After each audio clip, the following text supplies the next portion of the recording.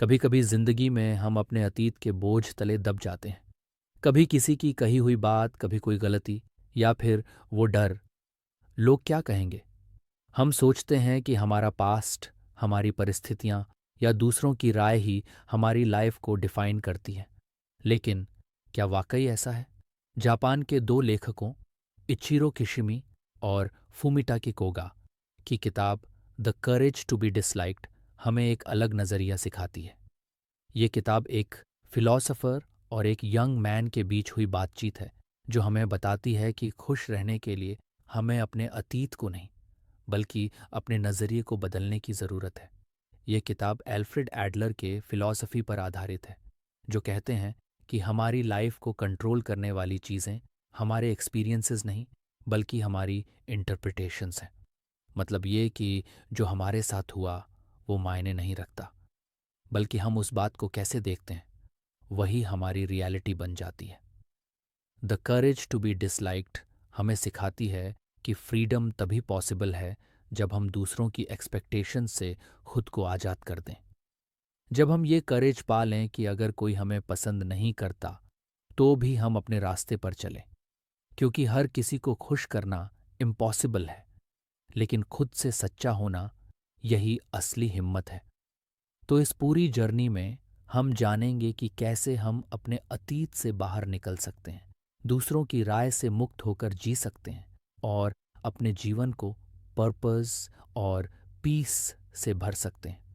हर chapter में हम इस किताब के एक नए थॉट को एक्सप्लोर करेंगे, एग्जाम्पल्स और प्रैक्टिकल लाइफ टिप्स के साथ, ताकि आप सिर्फ समझें नहीं, बल्कि अपनी जिंदगी में इसे अपनाएं भी। अब शुरू करते हैं यह आत्म खोज की यात्रा, the courage to be disliked, यानी वो हिम्मत जो हमें खुद बनने की आज़ादी देती है। किताब the courage to be disliked का सबसे पहला और सबसे गहरा मैसेज यही है: आपका पास्ट आपको कंट्रोल नहीं करता, आपके चॉइसेस करते हैं। बहुत बार हम सोचते हैं कि हमारी आज की लाइफ वैसी है क्योंकि हमारे साथ बचपन में कुछ गलत हुआ, या फिर किसी ने हमें समझा नहीं, या हमें वो मौके नहीं मिले जो दूसरों को मिले। लेकिन इस किताब का कहना है कि हमारा पास्ट हमें डिफाइन नहीं करता। हम जो आज सोचते हैं वही हमारी फ्यूचर रियलिटी बनाता है। एडलरियन फिलॉसफी के अनुसार कोई भी इंसान अपने पास्ट का विक्टिम नहीं होता। हमारे भीतर इतनी पावर है कि हम किसी भी समय, किसी भी सिचुएशन में अपनी सोच और दिशा बदल सकते हैं। ये किताब हमें ये समझने में मदद करती है कि मैं ऐसा हूँ क्योंकि मेरे साथ ऐसा हुआ, से आगे बढ़कर सोचना शुरू करें और ये समझें कि मैं जैसा बनना चाहूँ वैसा बन सकता हूँ। अब बात करते हैं इम्पोर्टेंस की। जब हम अपने पास्ट को अपनी आइडेंटिटी मान लेते हैं तो हम खुद को बदलने की कोशिश ही नहीं करते। हम बार बार वही मिस्टेक्स दोहराते हैं और अपने ही डर में जीते रहते हैं। लेकिन जब हम मान लेते हैं कि चेंज पॉसिबल है, तो हमारी सोच और एनर्जी दोनों ट्रांसफॉर्म हो जाती है। हम अपने डिसीजंस को ब्लेम फ्री तरीके से लेना शुरू करते हैं। अब देखें कि जो लोग डिसलाइक्ड होने की हिम्मत रखते हैं वो इस कॉन्सेप्ट को कैसे अपनाते हैं। ऐसे लोग अपने अतीत की सीमाओं में नहीं जीते। अगर उन्होंने किसी दौर में गलती की है तो वो उसे अपनी लर्निंग मानते हैं, गिल्ट नहीं। वो दूसरों की सिंपैथी के बजाय अपने एक्शन से खुद को बेहतर बनाते हैं। अब एक एग्जाम्पल समझिए। मान लीजिए एक लड़का है, अरमान। बचपन में वो पढ़ाई में कमज़ोर था। टीचर्स और लोग उसे एवरेज कहकर बुलाते थे। सालों तक उसने ये मान लिया कि वो ज़्यादा कुछ नहीं कर सकता। लेकिन एक दिन उसने सोचा, क्यों ना मैं खुद डिफाइन करूं कि मैं कौन हूं। उसने हर दिन सिर्फ 1 घंटा सेल्फ लर्निंग में देना शुरू किया और धीरे धीरे उसने वही स्किल्स सीख ली जिनसे वो अपने फील्ड में एक्सपर्ट बन गया। अब वो दूसरों के कंपैरिजन में नहीं, अपने ग्रोथ में खुश रहता है। यही है the courage to redefine yourself beyond your past. अब आती है प्रैक्टिकल टिप। अगर आप भी अपने पास्ट की किसी बात से बंधे हुए महसूस करते हैं तो खुद से सिर्फ एक सवाल पूछिए, क्या ये बात मुझे आज भी सर्व कर रही है? अगर जवाब नहीं है तो अब वक्त है उस सोच को छोड़कर एक नई कहानी लिखने का। और यही इस किताब का असली पॉइंट है। एडलेरियन साइकोलॉजी कहती है कि आपके अंदर वो शक्ति है जिससे आप खुद के लिए नया अर्थ बना सकते हैं। आपका पास्ट सिर्फ एक चैप्टर है, पूरी किताब नहीं। The courage to be disliked का दूसरा बड़ा संदेश है, हर इंसान की परेशानी की जड़ उसके रिलेशनशिप्स में होती है। एडलेरियन फिलॉसफी कहती है कि ऑलमोस्ट हर साइकोलॉजिकल प्रॉब्लम किसी न किसी रिलेशनशिप से जुड़ी होती है, जैसे कंपैरिजन, जेलसी, एंगर, गिल्ट या इन्फीरियॉरिटी। हम सोचते हैं कि लोग हमारे खिलाफ हैं या हमें सही से नहीं समझते, पर सच ये है कि हम खुद दूसरों की राय को बहुत ज़्यादा महत्व देने लगते हैं। हम इस बात से डरते हैं कि कोई हमें गलत न समझ ले या हम किसी की उम्मीद पर खरे न उतरें। और यही डर धीरे धीरे हमारी हैप्पीनेस को ख़त्म कर देता है।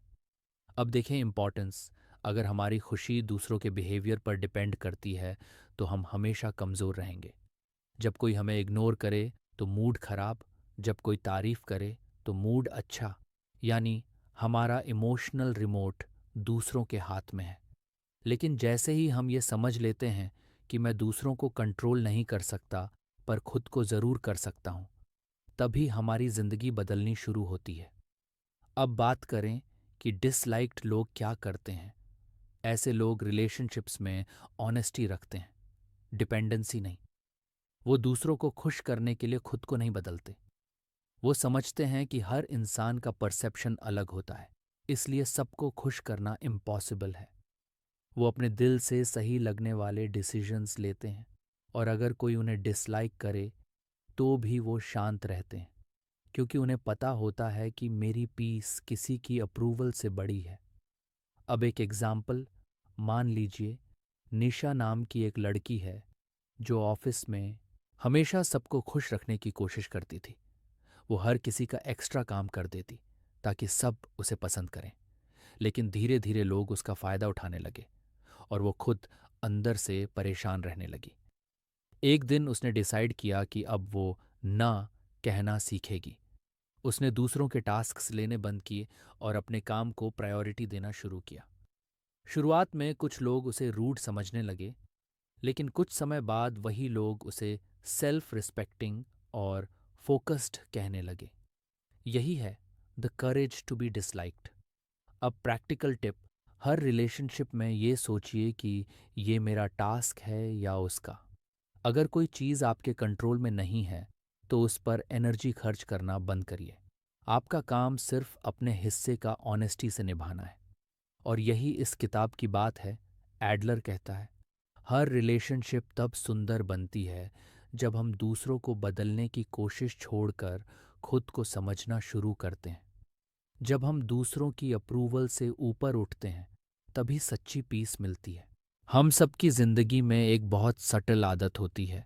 हर काम, हर डिसीजन, हर चॉइस में हम सोचते हैं, लोग क्या कहेंगे। हम दूसरों की अप्रूवल की तलाश में रहते हैं, क्योंकि अंदर कहीं ये डर बैठा होता है कि अगर लोगों ने हमें पसंद नहीं किया तो शायद हम गलत हैं। बुक में फिलॉसफर कहता है, दुनिया में सबसे बड़ा बर्डन है सबको खुश करने की कोशिश। क्योंकि जब तुम सबको खुश करने की कोशिश करते हो तो धीरे धीरे अपनी आइडेंटिटी खो देते हो। तुम वो काम करने लगते हो जो दूसरों को पसंद है, लेकिन तुम्हारे दिल को नहीं। इम्पॉर्टेंस ये है कि जब इंसान अप्रूवल के पीछे भागना छोड़ देता है तो वो खुद से सच्चा होना शुरू करता है। और यही सेल्फ एक्सेप्टेंस हैप्पीनेस का पहला कदम है। अप्रूवल बेस्ड लाइफ में हर पल एक डर रहता है, अगर मैंने मना किया तो लोग बुरा मान जाएंगे। अगर मैंने वो नहीं किया जो सब चाहते हैं तो मैं अकेला पड़ जाऊंगा। लेकिन सच्चाई ये है, लोग हमेशा कुछ ना कुछ सोचेंगे। तो क्यों ना वही करो जो तुम्हें भीतर से सही लगे। जो लोग डिसलाइक्ड होने की हिम्मत रखते हैं वो यही करते हैं। वो जानते हैं कि दूसरों की सोच उनके कंट्रोल में नहीं है। उनकी लॉयल्टी किसी व्यक्ति से नहीं बल्कि अपने ट्रूथ से होती है। ऐसे लोग सोसाइटी की नज़रों में बोल्ड लगते हैं, लेकिन वास्तव में वो पीसफुल होते हैं। एग्जाम्पल से समझो, राहुल एक कंपनी में काम करता है। हर बार जब कोई उससे एक्स्ट्रा काम मांगता वो हाँ कह देता, भले उसे खुद का काम सैक्रिफाइस करना पड़े, क्योंकि उसे डर था कि अगर उसने ना कहा तो लोग उसे रूड समझेंगे। लेकिन धीरे धीरे वो फ्रस्ट्रेटेड रहने लगा। एक दिन उसने डिसाइड किया कि अब वो ऑनेस्टली ना बोलेगा जहां जरूरी हो।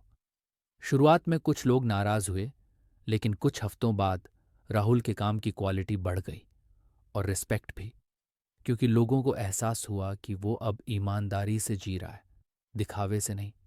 जब भी आप कोई डिसीजन लें, खुद से एक सवाल पूछिए, क्या मैं ये काम इसलिए कर रहा हूं क्योंकि मैं करना चाहता हूं, या इसलिए कि लोग खुश रहें?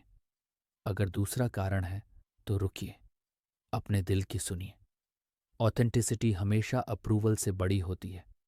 बुक का मुख्य संदेश यही है, दूसरों की नज़र से जीना छोड़ो, क्योंकि सच्ची आज़ादी तब मिलती है जब आप बिना डर के अपने तरीके से जीते हैं। यही असली the courage to be disliked है। किताब का ये चैप्टर बहुत प्रैक्टिकल है। फिलॉसफर कहता है कि जिंदगी की ज़्यादातर परेशानी तब शुरू होती है जब हम दूसरों के काम में दखल देने लगते हैं, और जब हम चाहते हैं कि दूसरे हमारे हिसाब से जी। एडलीरियन फिलॉसफी इसे कहती है टास्क सेपरेशन, यानी ये समझना कि कौन सा टास्क मेरा है और कौन सा दूसरों का। एग्जाम्पल के लिए सोचो, पेरेंट्स चाहते हैं कि बच्चा हमेशा टॉप करे, लेकिन पढ़ना या नहीं पढ़ना बच्चे का टास्क है। पेरेंट्स उसे गाइड कर सकते हैं, फोर्स नहीं। उसी तरह अगर कोई आपको पसंद नहीं करता तो वो उसका टास्क है, आपका नहीं। इम्पॉर्टेंस यही है, जब हम दूसरों की लाइफ कंट्रोल करने की कोशिश छोड़ते हैं तो हम अपने स्ट्रेस को आधा कर देते हैं। हम दूसरों की हैप्पीनेस, रिएक्शंस या ओपिनियंस को मैनेज नहीं कर सकते। हम सिर्फ अपनी सोच और बिहेवियर को मैनेज कर सकते हैं। जो लोग डिसलाइक्ड होने की हिम्मत रखते हैं वो दूसरों के टास्क्स में इंटरफियर नहीं करते। वो जानते हैं कि हर इंसान अपनी लाइफ का क्रिएटर है। अगर कोई गलत चॉइस करता है तो उसे उसकी रिस्पॉन्सिबिलिटी लेने दो। तुम्हारा काम है सपोर्ट करना, कंट्रोल नहीं। स्नेहा एक मैनेजर थी जो अपनी टीम के हर छोटे डिसीजन में इन्वॉल्व होती थी, हर चीज में इंटरफियर करती थी। कौन क्या बोलेगा, कौन क्या करेगा। रिजल्ट, टीम रिजेंट करने लगी और स्नेहा स्ट्रेस्ड रहने लगी। फिर उसने बुक का प्रिंसिपल अप्लाई किया। उसने सोचा, मुझे अपने टास्क्स पर फोकस करना है, बाकी उनका डिसीजन उनका। धीरे धीरे टीम एम्पावर्ड होने लगी और स्नेहा को भी शांति मिली। जब भी आप किसी प्रॉब्लम में फंसे हों, खुद से पूछिए, ये मेरा टास्क है या किसी और का? अगर नहीं है तो छोड़ दीजिए, अपना काम ईमानदारी से कीजिए, बाकी लोगों को उनके रास्ते पर चलने दीजिए। बुक का कोर पॉइंट यही है, फ्रीडम तभी पॉसिबल है जब हम दूसरों के टास्क्स से खुद को अलग कर लें। तब हम अपने थॉट्स, इमोशंस और डिसीजंस के ओनर बन जाते हैं। यही है इनर पीस की असली शुरुआत। इस चैप्टर में फिलॉसफर एक बहुत गहरी बात कहते हैं, सच्ची आज़ादी तब मिलती है जब तुम्हें किसी की पसंद या नापसंद से फर्क नहीं पड़ता।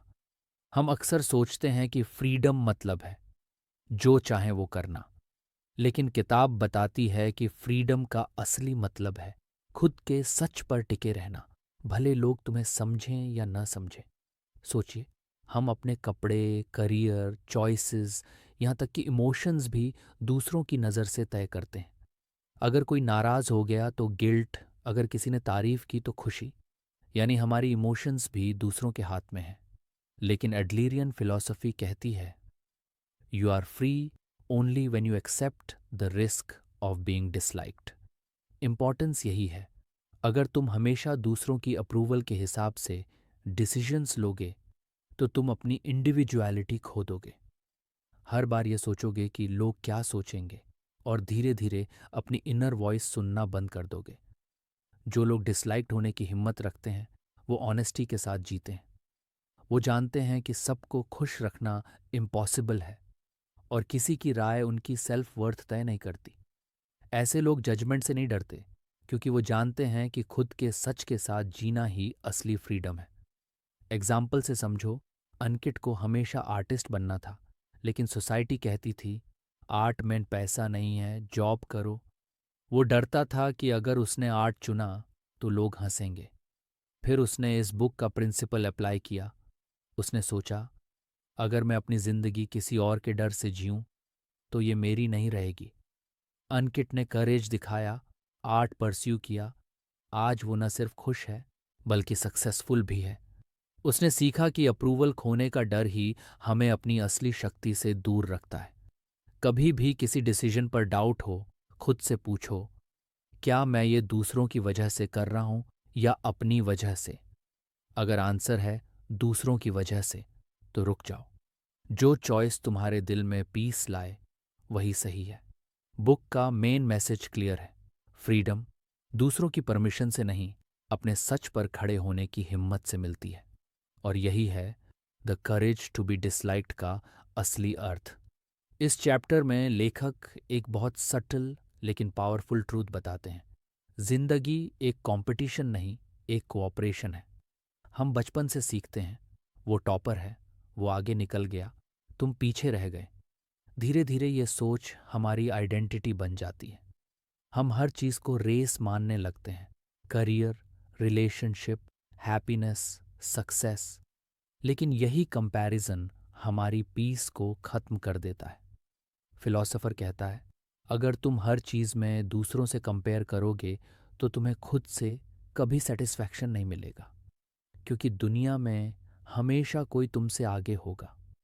इम्पॉर्टेंस यही है, जब इंसान कंपैरिजन छोड़ देता है तो वो दूसरों की जगह खुद की ग्रोथ पर फोकस करना शुरू करता है।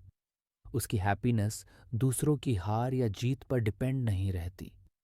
जो डिसलाइक्ड होने की हिम्मत रखते हैं वो दूसरों से compete नहीं करते बल्कि इंस्पायर होते हैं। वो सोचते हैं, अगर उसने किया है तो मैं भी कर सकता हूँ। और यही माइंडसेट जेलसी को एडमिरेशन में बदल देता है।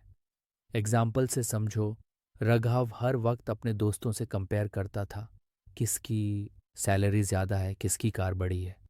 उसका फोकस हमेशा दूसरों की सक्सेस पर था और इसी वजह से वो कभी खुश नहीं रह पाया। एक दिन उसने खुद से कहा, मैं इन सिर्फ अपने एज और कल के बीच compete करूंगा। उसने कंपैरिजन छोड़कर कंसिस्टेंसी अपनाई। धीरे धीरे उसकी प्रोडक्टिविटी बढ़ी, स्ट्रेस कम हुआ और सबसे बड़ी बात, उसे इनर पीस मिली। हर दिन खुद से एक सवाल पूछो, मैं कल से थोड़ा बेटर बना क्या? अगर जवाब हाँ है तो तुम जीत रहे हो, क्योंकि असली ग्रोथ दूसरों से नहीं, खुद से जीतने में है। बुक का पॉइंट यही है, कंपैरिजन हैप्पीनेस को डिस्ट्रॉय करता है, लेकिन कोऑपरेशन और सेल्फ ग्रोथ हमें शांत, कॉन्फिडेंट और इंडिपेंडेंट बनाते हैं। लाइफ एक रेस नहीं है, ये एक जर्नी है और हर किसी का पेस अलग होता है।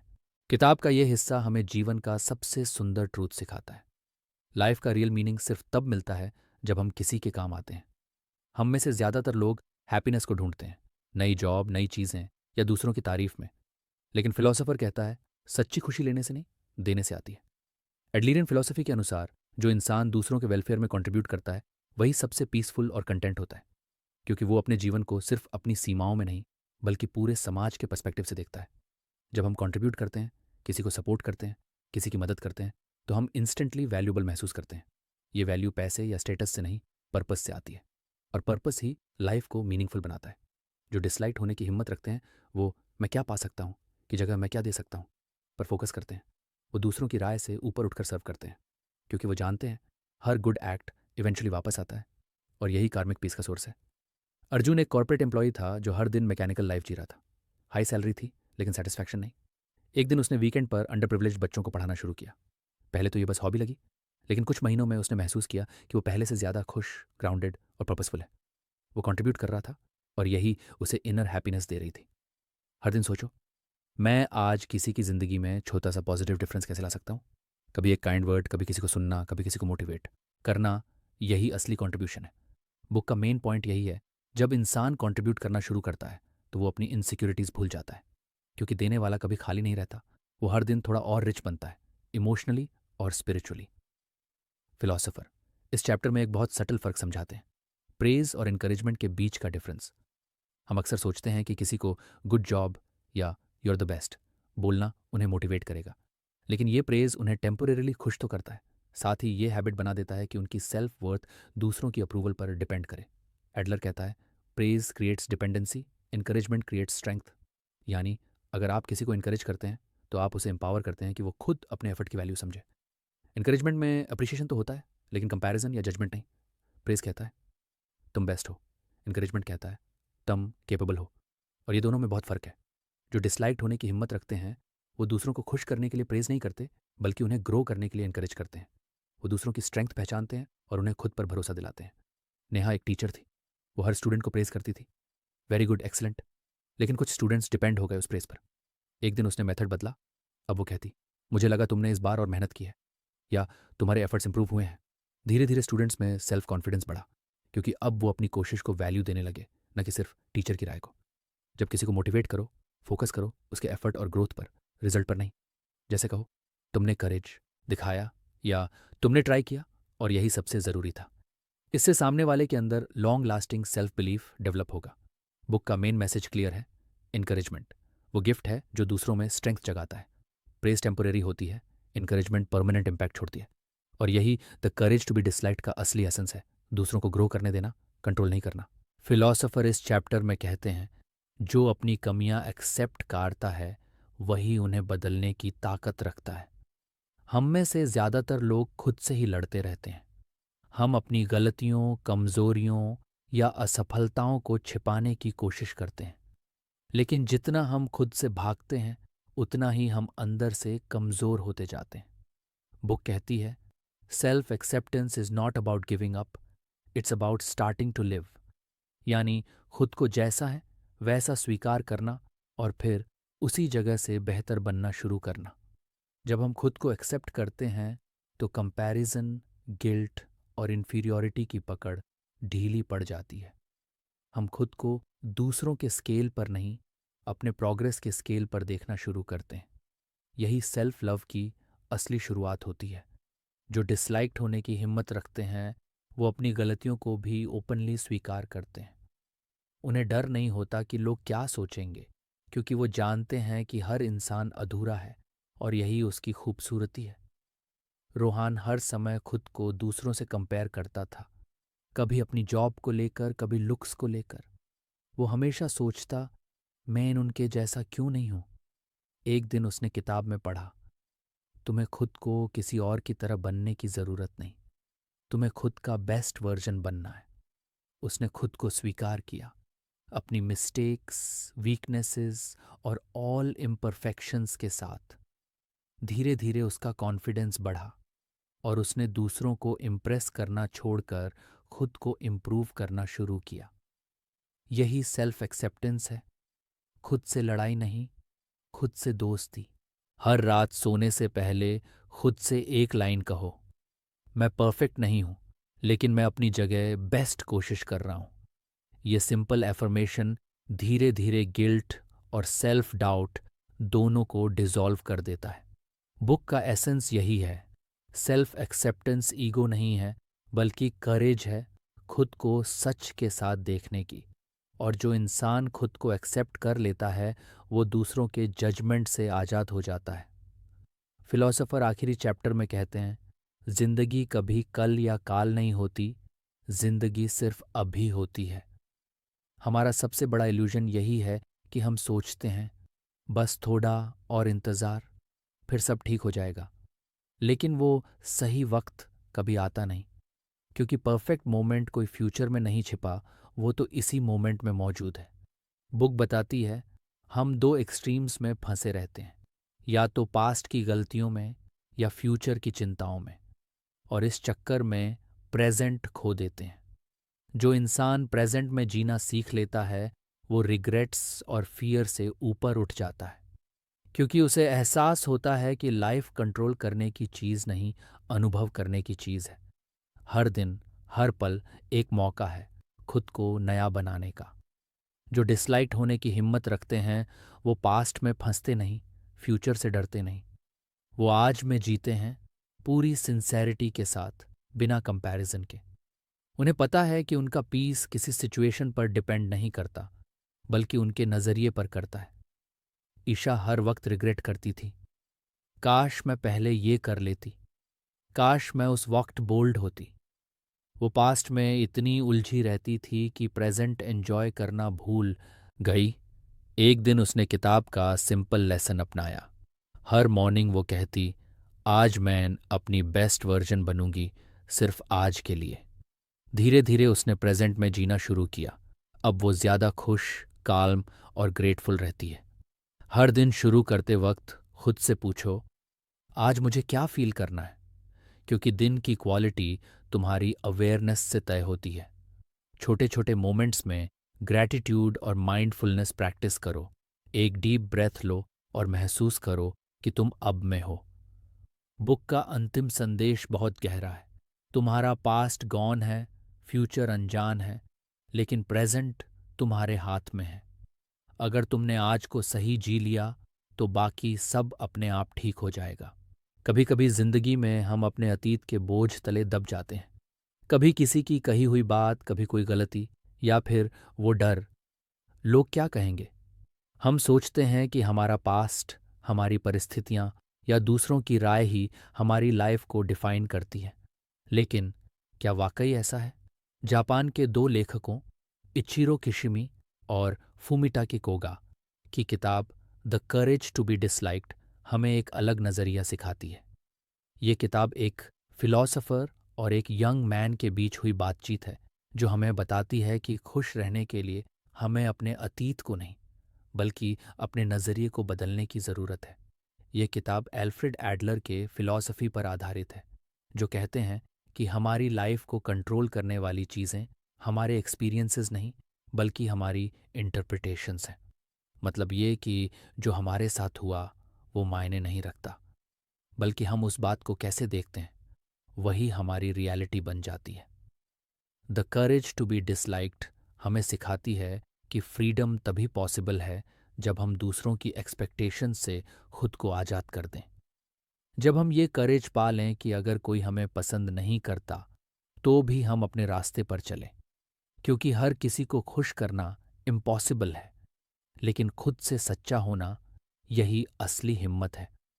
तो इस पूरी जर्नी में हम जानेंगे कि कैसे हम अपने अतीत से बाहर निकल सकते हैं, दूसरों की राय से मुक्त होकर जी सकते हैं और अपने जीवन को पर्पस और पीस से भर सकते हैं।